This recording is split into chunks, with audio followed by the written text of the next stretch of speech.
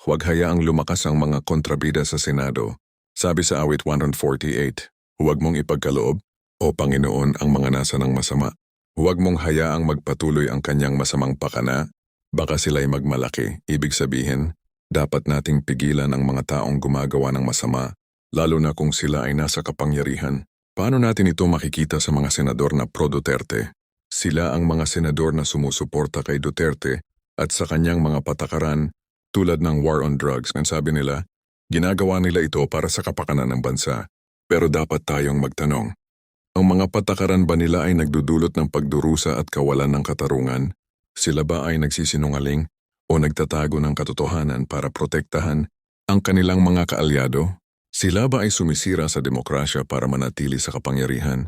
Kung ang sagot sa mga tanong na ito ay oo, ibig sabihin, sila ay maaaring ituring na kontrabida sa awit 148.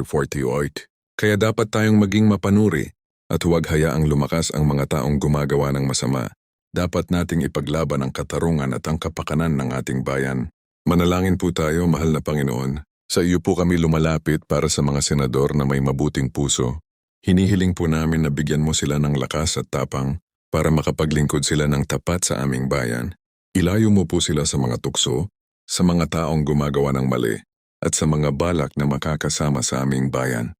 Gabayan mo po sila sa kanilang mga desisyon para ang kanilang mga ginagawa ay makabuti sa lahat. Sa pangalan ni Jesus, Amen. Like, share, follow, comment, subscribe.